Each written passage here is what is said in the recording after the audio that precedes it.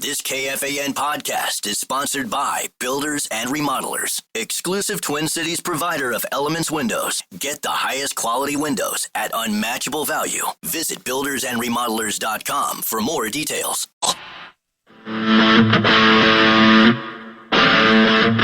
Baby's crying, that's normal, but if you're feeling overwhelmed, it's okay to step away.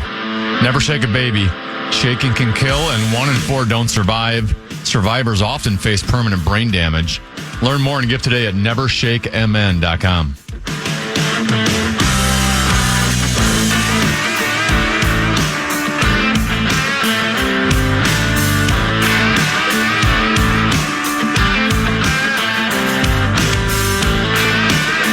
Couple 13-14 pastime comment. He's 10 to be. Mark Rosen out today. He'll be here tomorrow, 1:30 to 2:30. He claims he has another pressing engagement after 2:30, so he'll be here for spread swing. Did he tell you that too? I thought he told me. He said he was only going to be here till 2:30. Oh, I didn't know that. I thought that's what he said. He did it last week. Yeah, I think he said he was going to do it again. He's overworked. That's what he is. Very trying schedule for the young man. One other text message. This one says, "Is Kyle Shanahan the real quarterback whisperer?" I brought that up on a number of occasions. Darnold has said he learned more with San Francisco than he learned anywhere. He said it. We talked about it. He was the backup quarterback to Brock Purdy when San Francisco went to the big game. They beat Detroit in the NFC Championship game. And they lost the big game, I think probably Kansas City. That'd be a pretty safe guess. But he saw how, Shanahan's worked wonders with quarterbacks. Brock Purdy was Mr. Irrelevant. Jimmy Garoppolo, he coached up Jimmy Garoppolo took a team to a big game. Now, they didn't win, but Jimmy Garoppolo was really good. And his teammates loved him to a man. They said, we'll play with Jimmy Garoppolo every day. So now you've seen what he's done with Mac Jones. Mac Jones looks like, does Brock Purdy get his job back? Yeah. Mac Jones has been really, really good. So, but even there's an example of, right, we're using quarterback whisperers for these guys. And I would agree that if anyone is a quarterback whisperer, it is Kyle Shanahan in terms of setting up an offense that puts his quarterback in the most beneficial place to succeed.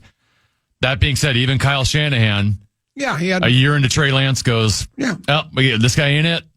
So there's only so much a coach can do. That is correct. That is absolutely correct. Which has been your point. Exactly. That it's not just a quarterback. I don't think a coach can take any quarterback. He can't take any quarterback and turn him into a star. I just think it's really difficult to do. Wolves begin their season tonight. They're at Portland. Somebody sent me a text message earlier in the show. It goes, 9 o'clock start. I'll be asleep 2 hours before that. Why does the NBA start their game so late? Well, the NBA, the NHL, and Major League Baseball do it when teams on the West Coast are the home team. They don't want to start the game at 7 p.m. Central because that means it's 5 p.m. their time, and people are still working until 5 and in rush hour traffic. You're catering. Do I really need to explain it? You're catering to the people that attend the games in that market. Yeah. You can't expect them to go, we're going to start our games at 4 o'clock so that you can watch the game at 6 o'clock and be in bed by 9. Doesn't work that way. So if you're a fan of a Major League Baseball, if you're a fan of the Twins, there are not many of those left. If you're a fan of the Twins, the Wild, and the Wolves, and you want to watch every game and you want to watch West Coast games, you just have to stay up late. Now, that being said, I'll give Portland credit that the game is at 7 o'clock their time, 9 o'clock our time. There are certain markets in the NHL that's on the West Coast. No, where it'll be 9:30 our time, 7:30. And you might just think, that's just a half hour difference. Half hour makes a big difference when you're trying to get X amount of sleep. That's what drives me the most crazy when you're starting the game at 7:30 your time. Why can't you start it at 7? You can still get your people in your rush hour to still get to the arena on time. You don't need to go and delay it another half hour. They must have a reason for it. Yeah, because they hate us. Well, I suppose that. Yeah, but the league should interject on that one. Yeah, that's again where you and I are. I've never. They don't need 7:30 starts. Yeah, they can start at 7. I just say deal with it. There's worse things in the world. Just don't watch a game. Wait till the next day. That's a poor business decision by the NHL. That's my point. If you're starting it so late that people are just going to be like, well, I'm not going to watch because it's too late. Well, that's not a good business decision for you. That's less eyeballs on the product. They seem to be doing okay to me. I don't think they're going. Are they? Well, they're not going out of business anytime soon. Well, they're not going out of business, but they keep adding teams. They just added 2 new teams. They added 2 new franchises 2 years ago. I think they're doing fine. I get it. I just think people need to quit pouting over the idea of late start games. That's the way sports are. If you're a West Coast team and you're hosting, you want to start at 7:30. Start at 7:30. As someone who works for the Vikings Radio Network, can I pout over Christmas games? Well, I mean, again, and forcing people to go to work in your stadium on Christmas Day instead of spending time with their children. Start Christmas earlier. Open your presents at 6 a.m. or 7 a.m. and then go to the game. Last time I checked, Santa's not coming a day early. I don't know what to tell you, man. I don't know what to tell you. Back when I was doing small market radio, I worked Christmas Day all the time. Yeah. Worked Christmas Eve, Christmas Day, New Year's Day, worked them all. And it's not ideal, but I don't know what else to do. But just to answer the text messenger's question, they start them late because they're not starting their games at 4:00 over in the West Coast or even 5:00. Wolves do start the season against Portland.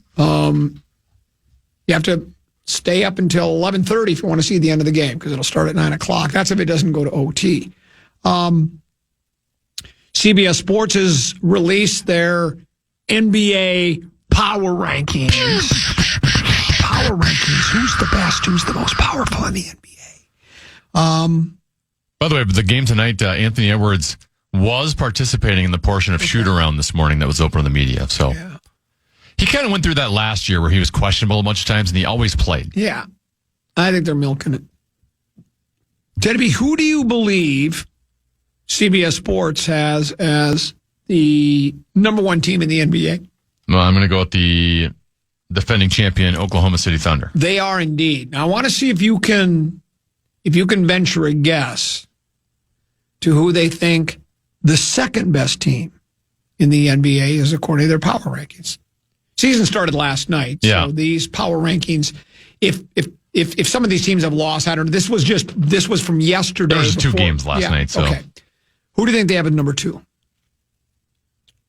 Guess I'd go Cleveland Cavaliers. They have the New York Knickerbockers as the number 2 team in the league, followed by the Nuggets, the Cavaliers, and then your Minnesota Timberwolves, the number 5th 5 best team in the National Basketball Association. They always put a little paragraph with each one of the teams, and here's what it says about the Wolves. And I think this is relatively accurate. It says, the way the Wolves ended the last season is probably closer to their true selves than how they started it, with Julius Randle finally looking comfortable and Anthony Edwards leading a top 3 offense to complement their stout defense. Losing hurts, and it means they'll need Rob Dillingham and or Terrence Shannon Jr. to step up, both definite possibilities. And I think you brought that up earlier today that, or maybe it was yesterday with Rose, and that, I looked for more growth in Ant's game. They look at it, make no bones about it. The Athletic and Fish Trap Factories East and West have wrote about it, that the organization has come right out and said, the coach and other players, we need Ant to play top 5 defense like he's capable of, but we need him to do it all game, every game. They also need him to develop a mid-range jumper. Now, I hope he doesn't go over the top and start just shooting mid-range jumpers all the time. Because that's what he did with the three-pointer. He just kept shooting three-pointers. So hopefully... Well, he did talk about recently about how he was working on posting up during the offseason. Okay. And frankly, after going against SGA in a series and going, man, this guy produces a lot of offense, drawing fouls just in the mid area. I think it's important he adds that to his game. Yes, I do too. He added the 3-point shot. He was always able to get the ball to the basket. Correct. And if you can add a third layer, and don't whine as much about the officiating, that would also help too. That advice could go to a lot of players in the NBA. But as we talked about, I really feel like Randall playing like he did in that last 25 games of the season, all season long, will be really important. And if he can, that's a wonderful 1-2 punch for the team. And then they get the 3-point shot with DiVincenzo. They have the push. But as you pointed out, I think they really do need some help from Dillingham and Shannon. And Belanger. And Belanger. Also. Or is it Beranger? Beranger, that's it, yeah. Beranger. The other thing Belanger used to play for the Wild. Of all the quotes that have come out of the Wolves' Den, I like the one where the coach said this shortly after the season was over, last season. He talked about having a deeper bench. Because a lot of these coaches, I know Finch does it or did it, and we also know Tibbs is famous for it as well, where they play 8 guys and that's it. And they'll occasionally go to a 9th if needed, but it's 8 guys. We play them day in, day out. And the other guys, to me, just rot on the bench. And then if you do need them, they haven't played a whole heck of a lot. And I think the template has sort of been set by OKC. Because from what I understand, and this doesn't come from what I don't watch, I'm not paying as close attention to OKC basketball as I once did. The people I trust tell me they play 10, and they play 10 every game. It's not just every once in a while. And so guys are fresh all the time. Guys are contributing. They have a deep bench. They're a good team. And they won the NBA championship. So I think other teams are taking notice of that, including, I think, Finch and company. And they're decided they'll play some of their role players and give them bigger roles than just cameos. We'll pause. More controversial Vikings news to get to. Right now, though, as we go to break, Tenneby, you have a keyword. Yeah, the fan and 2 men in a junk truck want to give you a shot to win bonus bucks of their national cash contest. Just enter the keyword deposit at KFAN.com now for a shot at winning. That keyword is deposit. Enter now at KFAN.com.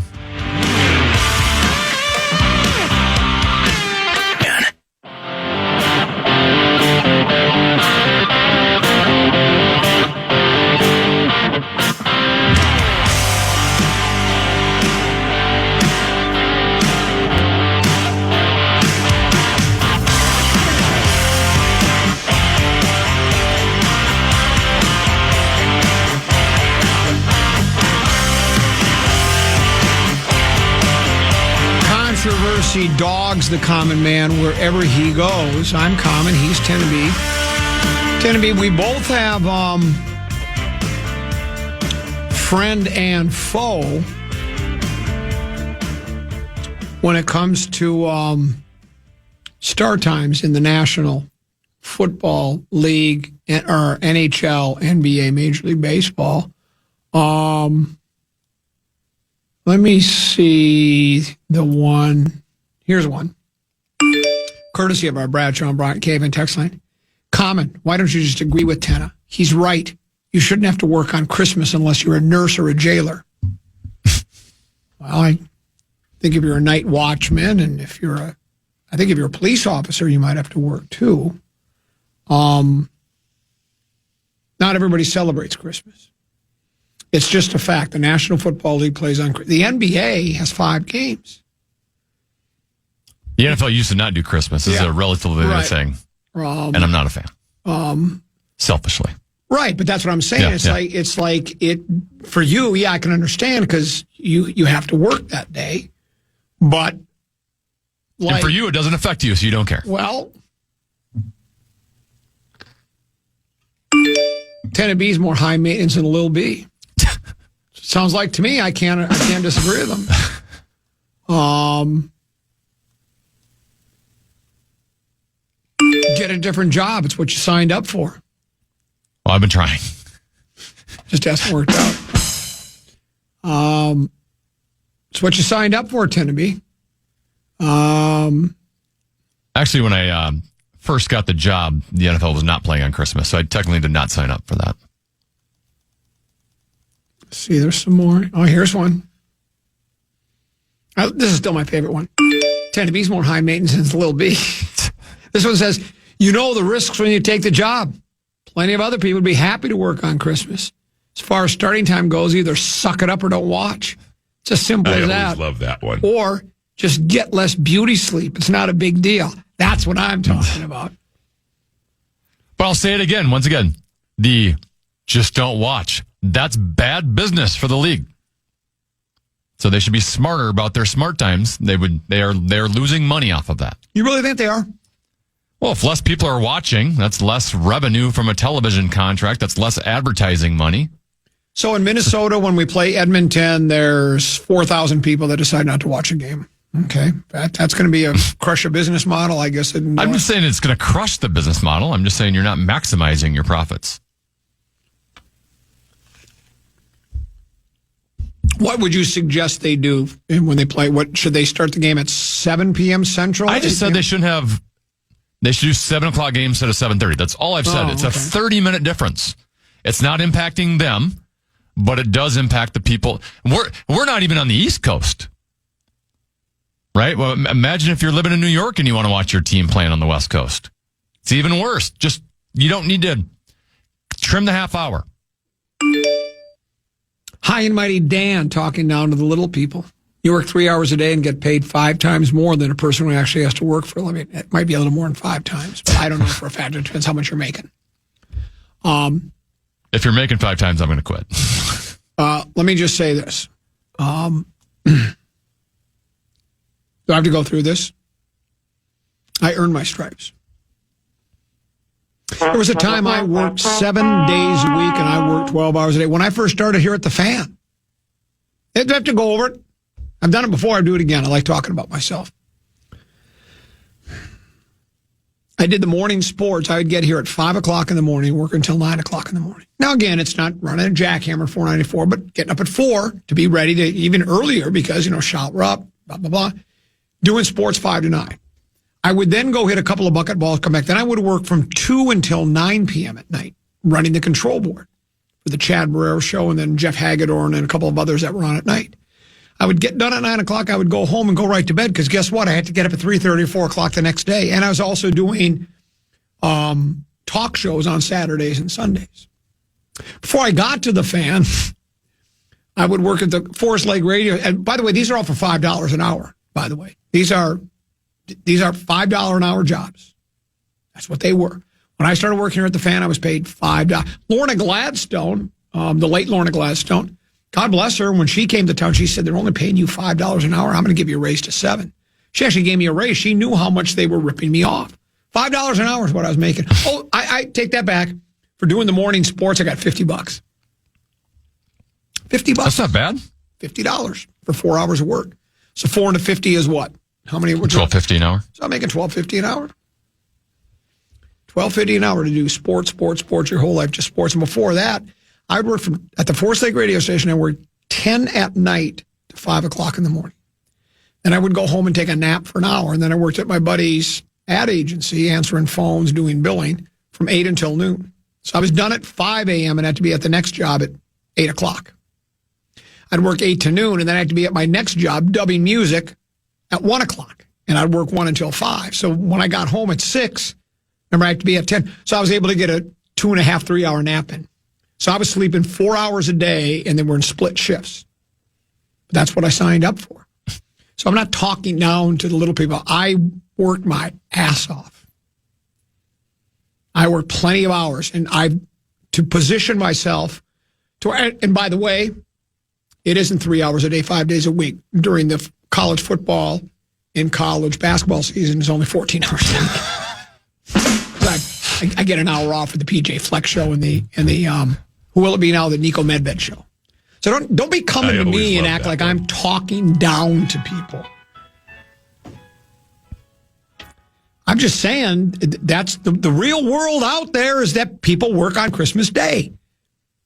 Do you think a pastor works on Christmas Day? Such is the life of a pastor. Easter, he's got to work Easter. Well, he does he not? Yeah. He might want Easter off. It's a holiday for everybody else. Does he have kids?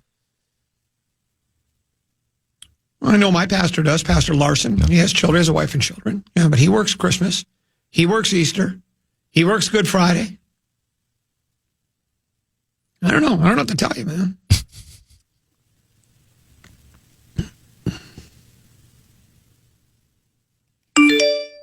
Ever since tennis started getting game days off, he's changed. That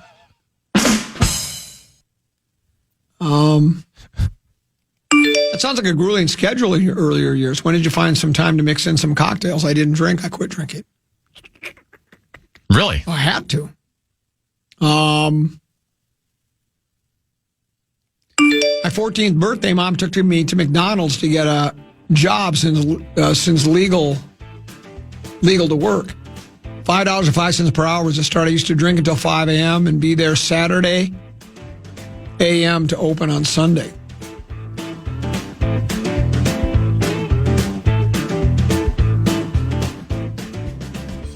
It's karma for the Thanksgiving bag skates, tend to be. Remember? You used to make your hockey team do Thanksgiving Day bag skates. Would you do that now? They were optional practices, but sure. According to Tennessee, professional teams should cater to L.A., New York City, and Tennessee and Minnesota. Yeah. That sounds about right.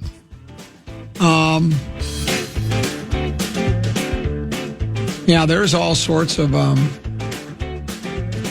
maybe we should read some more. There's some people that are very... NBA just signed an $80 billion TV deal, right? I guess those late starts... I was talking about the NHL. Yeah, well, the NBA ain't hurting them. Yeah, talking about the NHL.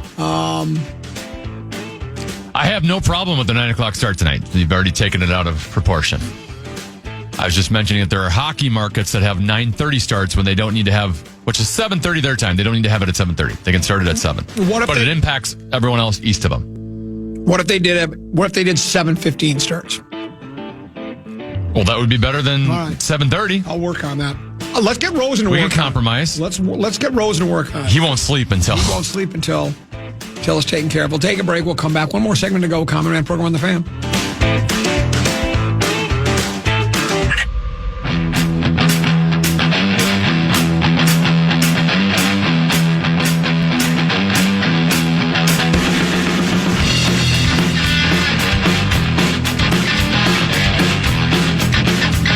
Couple 13-14 past. It's the final segment of the Grum.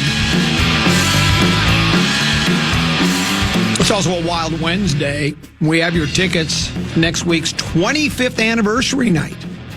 Wild versus the hated Winnipeg Jets. If you'd like to pair tickets to the game, go ahead, pick up the phone, be the 11th caller. 1-800-320-5326.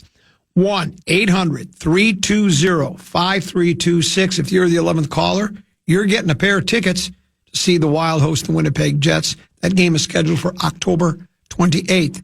And it's, I'm assuming, at a reasonable time. 7 o'clock? Would that be the opening face-off for Wild games? Is that what time they square off? I think it is. So, hey, game will be over by 9:30, be home by 10:30, depending upon where you live. Here's a text message that says, "Common to the Rubes complaining about you talking down to the little guys. Pay no attention." Whoops. Hold on. 8 more text messages came in. Pay no attention. They are probably just the late millennials or Zs who don't understand paying your dues in the workplace. They expect to run the place after a year or two, and they have zero patience. That is correct. Here's another. This one says, common dairy farmers work 7 days a week, too. Think about it. Dairy farmers, 7 days a week. Bessie give, baby's got to live. Right? Dairy farmer, you don't just say, hold the milk till Monday. Hey, it's Christmas Day. I know you're full of milk, but to take a day off is utterly ridiculous. So it's like, there are plenty of people that have to work 7 days a week. This one says, could you remind us what time the Vikings are playing tomorrow night in San Diego? They'll be at Jack Murphy Stadium. We just call it the Murph, taking on the San Diego Superchargers. Game time is 7:15 Central Time. That means, think about it. If you're in San Diego, well, how do you get to a game at 5:15? I mean, if you work a 9-to-5 job, how do you get to the game? You ever see traffic in San Diego? Well, that's unfair to those people. Why would the NFL and all their infinite wisdom do that? Why would they have a 7:15 start, 5:15 start in San Diego? It means if you have tickets to the game, you have to take a day off. So you not only have to go to the game, you have to take a day off to get to the game. So look, everybody's got their cross to bear. And you know what else too? My work schedule, I should get hazardous duty pay. I have to work with Rosen 3 hours a week. Well, most weeks. Oftentimes he's taking time off. He's getting to that time of that point in his life where he's not as interested in working as he once was. But I should be I should get hazardous duty pay for the 3 hours I work with Rosen. It's very difficult to do. You probably want hazardous duty pay for every I'm game. very deserving of that. But there you go. And Tennessee, think about it. The NFL, they just do whatever they want. They do. 7:15 kickoff in Minneapolis. San Diego, 5:15. How about people that have to work till 5 o'clock and have season tickets? What are they going to do? They have to take time off work. So not only do they have to take a day off or a half day, they've got to fight through rush hour traffic to get to the Murph on time. So just sell your tickets. You don't have to go to the game. You know what you signed up for when you bought the tickets. Yeah, there you go. Now you're talking. See, now you've got it right. That's what I like to hear. Something else I ran into here. Oh, see this story? Headline, Ravens, John Harbaugh scrub locker room of fun amid dreadful 1-5 start. Did you see this? That's how the ping pong table. Yeah. Ravens players return from their bye week to vastly different locker room. Baltimore coach Johnny Harbaugh, likely in a response to his team's dreadful 1-5 start, scrubbed the Ravens locker room of its recreational items. That's according to the Baltimore Sun. Here's what they write. The Ravens promptly removed several recreational staples from the locker room, including the basketball hoop near Lamar Jackson's and Trey Flowers' stalls, the ping pong table that rookies Teddy Buchanan and Mike Green often battled on after practice, the once popular cornhole boards, and yes, the video game consoles often lit up with intense rounds of Super Smash Brothers that regularly drew small crowds of teammates late in the day. Doesn't even sound like a football locker room. It's clear that Harbaugh feels his team needs to increase its collective focus level if it's going to turn the season around. Health would also help the Ravens accomplish that goal. You know what I would do? Here's an idea, closer to John Harbaugh. String up stuffed cats in the locker room and then have a sign that says fat cats get slaughtered. Because that was effective. That was the Zimmer thing, right? Yeah, that didn't go well. Because were we like 5-0? We got off to a great start, yes. And we had the bye week. And so the coach wanted people to say, and the message was great. I just don't know if it didn't resonate. It went downhill from that point. It went downhill, but what he was saying is, just because you're 5-0, don't get all fat and happy. Yeah. And think we're really great.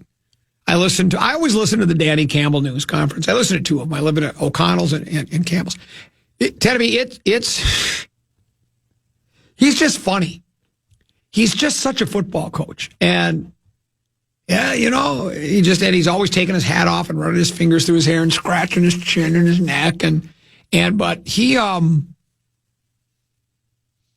of delivered the same message, look, we can't think, he does this all the time. We can't think just because we're winning games that we got things to clean up. Don't be starting to think that,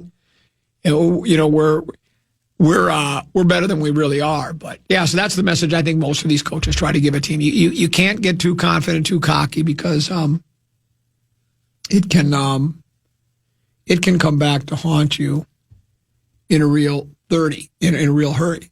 Timmy, let me ask you another question. Okay, let's say Hawaii had a professional football team. Let's say the Hawaii Alohas. Okay. And you were the master control supervisor, and they had a London game. You'd be there at 3:30 in the morning. Matter of fact, that'd be the kickoff time. You'd have to be there at 1:30. And what if they had a Christmas Day London game? Then you'd really be hating it. 1:30. I wouldn't sign up for that job. Yeah, 1:30. The pregame would start for the Alohas. Maybe for the right price, I would. They pay more in Hawaii. That's what. Well, I don't know. Have you been to Hawaii? Cost of living's a little more expensive. Have you been to Hawaii? Yeah, we just went there a year ago. That's right. Year and a half ago. Yeah, I went there during the pandemic. Hadn't planned to go during the pandemic. It just worked out. It was lovely.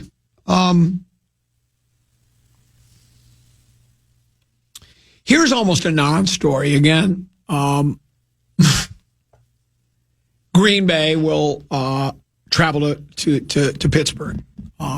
Pittsburgh is quarterbacked by Aaron Rodgers. Aaron Rodgers once quarterbacked for Green Bay for a number of years. There's been a lot of successful years. A number of NFC championship games, one big game world championship, won several MVPs.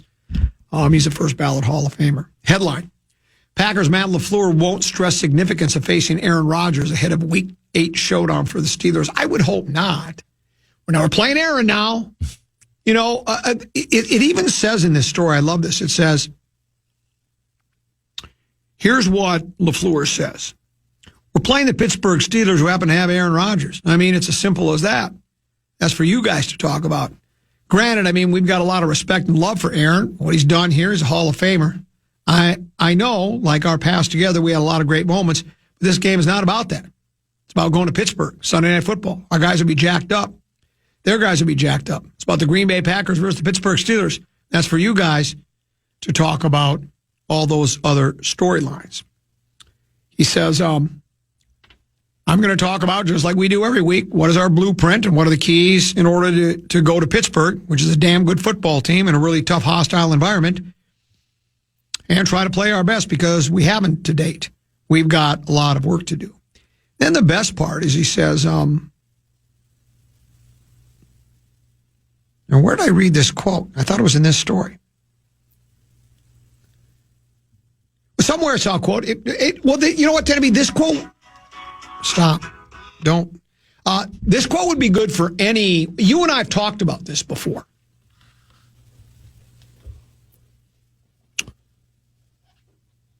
How many players currently on the Green Bay Packers even played with Aaron Rodgers? They got Probably not a lot. It wasn't that long ago. Right. Because he left 3 years ago or 4 years ago. I think 2022. Was he in the Jets for 2 years? Yeah, so I think 2022 was his last year, I think. Okay. So 3 years. They have the youngest roster in football. There are guys that never, so it's not like, you know, they remember Aaron and we were buddy with him and all that, and we went in the trenches with him. And it's like we've talked about before. When all the skill position players on offense are different. All of them. And it's like we've talked about before when you have, you know, the team, when the Twins broke that 18-game postseason losing skid. Most of the guys on the team that broke that skid didn't play in any of those other playoff games. So it wasn't like, you know, they ask, what's it like to break the, you know, it's like, well, I don't, you know, if they're, you know, and they always just give the answer that the media person wants. Yeah, it's great to get that off our back, but it's like, I'm waiting for the guy to go, I wasn't there then. I have no idea. That doesn't affect me in any way, shape, or form. Same way with, you look at the history of the Vikings and never, you know, winning a big game, right? Having not been to one since, what is it, 78, 79, or 78, 78, 77, 78, even, or 78, 78, whatever it was. I was like, well, none of these most of the players on the team weren't even born then. So that's not haunting them now like it does the fan who's been there. I've been around since the existence of the Vikings, didn't start paying attention to them until, you know, late 60s when I was, you know, 7, 8, 9 years old, and you start, you know, oh, sports, I'm kind of into it now, you know, and you start following the teams. So most of these players, so they don't have that hanging, and a lot of them will say all the right things. You know, this city's deserved it forever. These fans have been with the franchise for thick and thin, and they really deserve this. And so, but yeah, I don't think I think for Rodgers though. Oh yeah, because we saw what he did just with the Jets. He only spent 2 years with the Jets, and he couldn't wait to after said, "Wow, it's nice to beat that organization." A lot of people in that organization didn't think I could play football anymore. You know, because he was bitter about the Green Bay departure. Oh, of course. I mean, I don't know if his goal was to retire a Packer. You know, I think a lot of guys do. I don't know what percentage of players want to play with the same team. You know, there are players that will state that that's important to them. I don't know how important it really is. I guess if you've had a stellar career and won championships and such like that, it might mean more to you. But, you know, most of these guys are mercenaries anyways, right? Tend to be. It's like, yeah, I was drafted by the Arizona Cardinals, but after 3 years, guess what? I became a free agent. They didn't want to pay me. Someone had more money. I'm taking the more money. There's no loyalty anymore. I'm going where the money is, right? Or a better situation is, whatever the case may be. So you don't see a lot of teams start and finish with even the kid. I think he had wanted to stay here, but then all of a sudden it just wasn't. When you have no chance to win a world championship, it's part of the reason I think Matty Stafford, I think Detroit did it kind of as a favor to him too. I really believe that. I thought that was part of the story. Also helped them rebuild as well. Exactly. Yeah. But I think they kind of said, this guy's been bruised, spinning his wheels here. And he's been bruised, battered, and beaten and given us everything he's got, played, hurt, does this. Let's give him a chance to go somewhere else. And by the way, the Rams are offering us a boatload of draft picks, too, and another starting quarterback that at the time a lot of people weren't very high on. And now, as you and I have talked about, he's a top 10 quarterback in the league, if not even higher than that, right? The way he's playing. And again, a lot of that has to do with the system you're in and the offensive line you have and all the skill position players. It all goes hand in hand. But yeah, so, Rodgers, he wants this one bad. But there's some bitterness there, right? It's the old, he's the same guy that I think a lot of, he's not alone here, but when he was drafted, and he slipped in the first round. By the way, the Vikings passed on him twice in that draft. He was expected to be a top potential 5 pick, and he dropped into the bottom half of the first round. And he was bitter. Specifically, San Francisco had told him they were going to take him, and they didn't. And that's very, his home state, and he wanted to play there, and he forever had a vengeance against the. Yes. And that's kind of what now is with Green Bay. Is Green Bay basically told him, "You're a nice player. We think we have a younger, more improved version that we're going to have for quite some time." And for a guy that was first ballot Hall of Famer, won MVPs, I think he didn't want to. He'd never really been told, "Hey, I'm not." Yes, I think you're spot on. Not good enough. One other note. I don't know if this is something new or if I just haven't been paying close enough attention. Before the Sunday night games or the Monday night games, they'll go down to the Pam Olivers of the world or whoever I can't recall any of the names of the sideline reporter gals, right? Erin Andrews. They'll go down to them. And the other night it was Goff. The night before it was Mahomes. And they'll ask them questions. And they give the most watered down, cliched answers I've ever. Go back and listen to the Mahomes just before the game interview and the Goff. It's almost like they don't, even though it's just minutes before the game, it's like they don't want to provide any kind of bulletin board material or anything that could be taken out of context. They would ask Goff like, big game, what do you think? What do you got to do to win tonight? Well, we got to make big plays. Offense has to play well. Defense, and we have to play complementary football. What do you think about Tampa Bay? Really good football team there. They're really good. We're going to have to play well tonight. Then they ask about the question. And it's just these short, same with Mahomes. They've got the answers down. It's like, and Deuce and I are looking at each other and saying, I don't even know why they bother with these anymore. I mean, if you were getting something a bit more insightful, and maybe these just before the opening kickoff interviews have always been like this. I don't even remember them doing them with players very often. I think this is sort of a new thing, is it not, or am I wrong? Well, my favorite part about that, too, is while that meaningless cliche answer is being given, you've got a reporter that has to act like it's super interesting. Yes. So they're like smiling and like super focused, nodding their head and super focused as if it's just some genius answer being delivered. Exactly. And I can understand from the player's point of view, too, because like we're talking about really shortly before kickoff. I don't even know, are these pre-recorded maybe, like 3 minutes before, 5 minutes before, like during the last break? Because I don't think it's right just before the kick. But still, you can see the player kind of looking back over his shoulder and stuff. It's like, I agree to do it because it's probably part of the deal that the Players Association and the National Football League teams, the ownership, has with the networks. You got to give us one pregame interview just before kickoff with one of the star players. Okay, we can do that. And so they just come up with the quickest cliche because they want to get back to the team and do the jump up and down and go, who dat going to beat them Saints, who bad. Not only that, how about the coaches at halftime? You see it in college football, you see it at the NFL level, where they kind of like that 30-second interview. They want nothing to do with a halftime interview. They've got 12, 13 minutes to try to come up and devise what we're going to do in the second half and talk to the team, and they never give you anything worth talking about, especially if they're down or trailing at the time. They're just bitter and correct. Don't even want to be in that spot. This text messenger says, I couldn't get through for the Wild tickets. I was going to ask for Flop, Sweat, and Tears tickets instead. Sad K.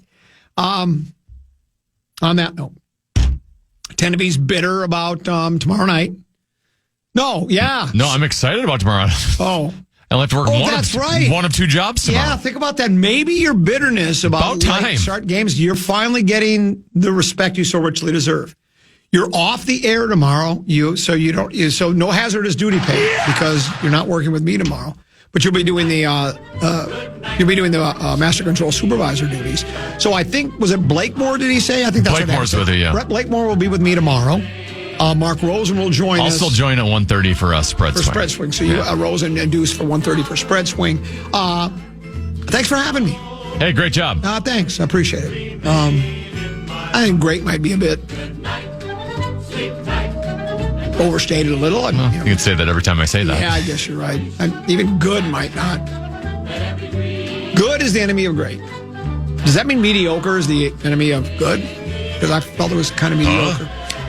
Stick around, though. I'll be back tomorrow at 12 noon, but stick around. Big Ticket JG, they're next right here on The Fan. Good morning, good afternoon, and good night, Minnesota! Good night, folks, and good night, Mrs. Calabash, wherever you are. That's a bunch of malarkey! Listen back to any of Common Man's programs by podcasting on the iHeartRadio app or KFAN.com.